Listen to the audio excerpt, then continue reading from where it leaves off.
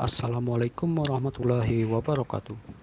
Dalam video ini saya akan menjelaskan bagaimana tata cara melakukan ibadah akikah, tasmiyah, dan kurban.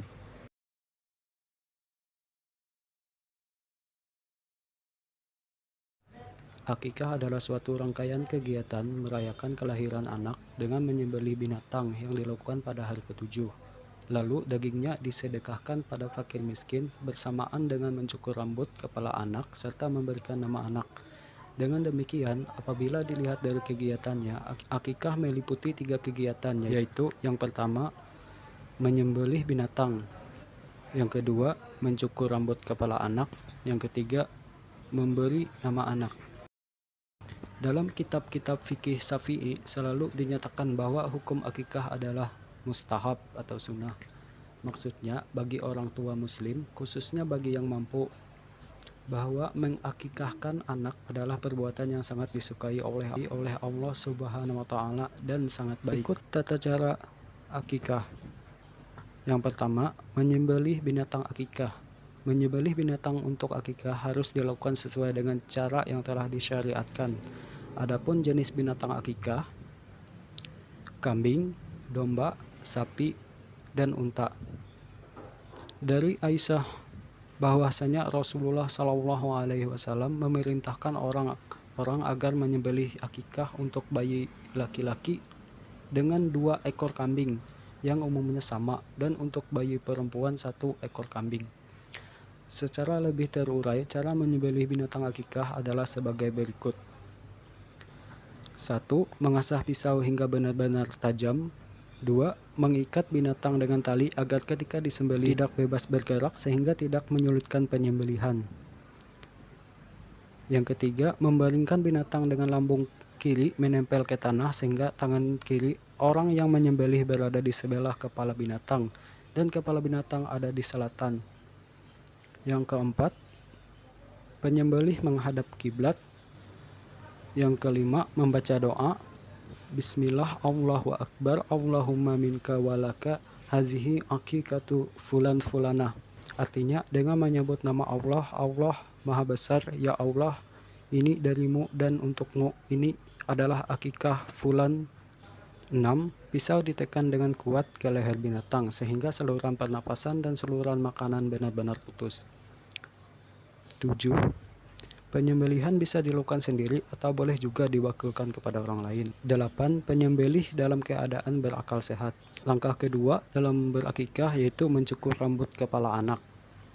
Mengiringi usainya penyembelihan binatang akikah, maka akan dilakukan rentetan kedua, yaitu mencukur rambut kepala anak. Mencukur rambut yang disyariatkan oleh agama saat pelaksanaan akikah adalah mencukur seluruh rambut kepala anak yang dibawa sejak dalam kandungan ibunya. Mencukur rambut kepala anak sebaiknya dilakukan di hadapan sanak keluarga agar mereka mengetahui dan menjadi saksi. Boleh dilakukan oleh orang tuanya sendiri atau jika tidak mampu bisa diwakilkan kepada ahlinya.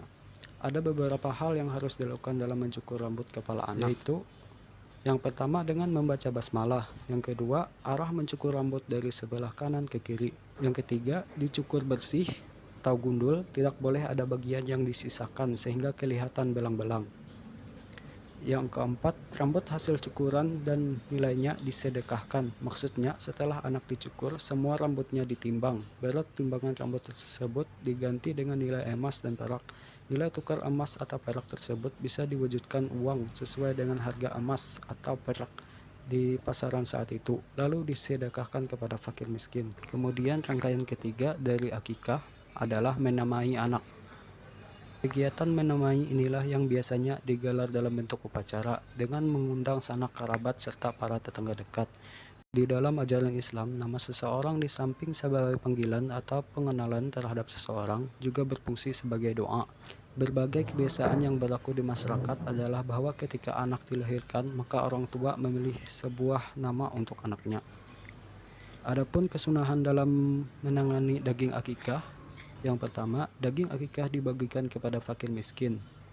Seseorang yang melaksanakan akikah boleh memakan daging akikah, memberi makan dengannya, bersedekah dengannya kepada fakir miskin, atau menghadiahkan kepada teman atau karib kerabat.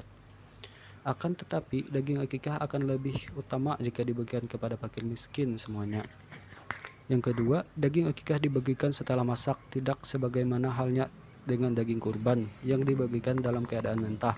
Daging akikah disunahkan agar dibagikan setelah dimasak lebih dahulu, kemudian disedekahkan kepada fakir miskin. Tasmiyah. Anak adalah amanah dari Tuhan yang harus dididik oleh orang tua. Selain mendidik, orang tua wajib memberikan nama kepada seorang anak. Sejumlah daerah mempunyai tradisi tersendiri dalam upacara pemberian nama kepada anak. Bagi masyarakat suku Banjar, Kalimantan Selatan, tradisi pemberian nama menjadi budaya yang menarik. Mereka bisa menyebut budaya tersebut dengan nama tasmiyah. Kata tasmiyah berasal dari bahasa Arab yang berarti memberi nama kepada anak yang baru lahir. Biasanya, pelaksanaan tasmiyah selalu disertai dengan upacara akikah atau pemotongan seekor kambing. Di dalam ajaran Islam, nama seseorang di samping sebagai panggilan atau pengenalan terhadap seseorang juga berfungsi sebagai doa. Berbagai kebiasaan yang berlaku di masyarakat adalah bahwa ketika anak dilahirkan, maka orang tua memilih sebuah nama untuk anaknya. Nama yang baik mengandung ciri dan unsur-unsur sebagai berikut. Yang pertama, bermakna dan berarti pujian. Misalnya Ahmad atau Muhammad artinya terpuji. Yang kedua, bermakna doa atau harapan. Misalnya Muhsin artinya orang baik. Yang ketiga, bermakna semangat. Misalnya Saifullah artinya pedang Allah. Oleh karena itu, pada tempatnya lah anak diberi nama yang baik sesuai dengan ajaran Islam. Kurban. Kurban berasal dari bahasa Arab kurban yang berarti dekat. Kurban dalam Islam juga disebut dengan al-udhiyah dan ad-dahiyah yang berarti binatang sembelihan seperti unta, sapi, dan kambing yang disembelih pada hari raya Idul Adha dan hari-hari tasyrik sebagai bentuk taqarrub atau mendekatkan diri kepada Allah. Ibadah kurban hukumnya sunnah muakkad, sunnah yang dianjurkan. Bagi orang yang mampu melakukan lalu ia meninggalkan hal itu maka dihukumi makruh. Hal ini berdasarkan hadis yang diriwayatkan oleh Bukhari dan Muslim bahwa Nabi Shallallahu Alaihi Wasallam pernah berkurban dengan 2 kambing kibasi yang sama-sama berwarna putih kehitam-hitaman dan bertanduk.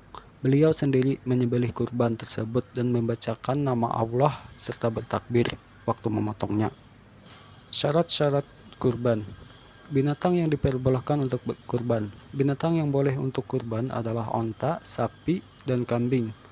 Untuk selain yang 3 jenis ini tidak diperbolehkan. Allah Subhanahu wa Ta'ala berfirman, supaya mereka menyebut nama Allah terhadap binatang ternak yang telah dianugerahkan Allah kepada mereka. Quran Surah Al-Hajj ayat 34. Waktu penyembelihan hewan kurban. Untuk kurban disyaratkan tidak disembelih sesudah terbit matahari pada hari Idul Adha. Sesudah itu boleh menyembelihnya di hari mana saja yang termasuk hari-hari tasyrik, baik malam ataupun siang. Setelah 3 hari tersebut tidak ada lagi waktu penyembelihannya. Dari Al-Bara, Nabi Shallallahu Alaihi Wasallam bersabda, sesungguhnya yang pertama kali kita lakukan pada hari ini Idul Adha adalah kita sholat, kemudian kita kembali dan memotong kurban. Barang siapa melakukan hal itu berarti ia mendapatkan sunnah kami, dan barang siapa yang menyembelih sebelum itu maka sembelihan itu tidak lain hanyalah daging yang ia persembahkan kepada keluarganya yang tidak termasuk ibadah kurban sama sekali. Abu Burdah berkata, pada hari nahar Rasulullah SAW berkhutbah di hadapan kami. Beliau bersabda, barang siapa salat sesuai dengan salat kami dan menghadap ke kiblat kami dan beribadah dengan cara ibadah kami, maka ia tidak menyembelih korban sebelum ia salat. Dalam hadis yang lain, Rasulullah SAW bersabda, barang siapa yang menyembelih sebelum salat, maka sesungguhnya ia menyembelih untuk dirinya. Dan barang siapa yang menyembelih setelah salat dan khutbah, sesungguhnya ia telah sempurnakan dan ia mendapat sunnah umat Islam. Hadis riwayat Bukhari dan Muslim.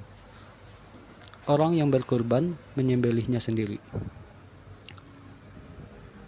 Orang yang berkorban yang pandai menyembelih disunahkan menyembelih sendiri binatang kurbannya. Ketika menyembelih disunahkan membaca Bismillahi Allahu Akbar Allahumma hadzaan, yang artinya dengan nama Allah dan Allah Maha Besar ya Allah kurban ini dari, sebutkan namanya. Jika orang yang berkurban tidak pandai menyembelih, hendaknya dia menghadiri dan menyaksikan penyembelihannya. Dari Abu Sa'id Al-Khudri, Rasulullah SAW bersabda, "Wahai Fatimah, bangunlah dan saksikanlah kurbanmu, karena setetes darahnya akan memohon ampunan dari setiap dosa yang telah kau lakukan. Dan bacalah, sesungguhnya salatku, ibadahku, korbanku, hidupku, dan matiku untuk Allah Tuhan semesta alam, dan untuk itu aku perintah, dan aku adalah orang-orang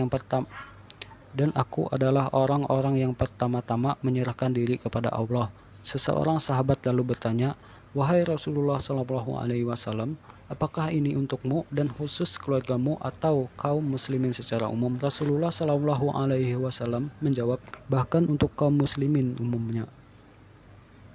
Pembagian daging kurban. Disunahkan bagi orang berkurban memakan daging kurbannya, menghadiahkan kepada para kerabat, dan menyerahkannya kepada orang-orang fakir.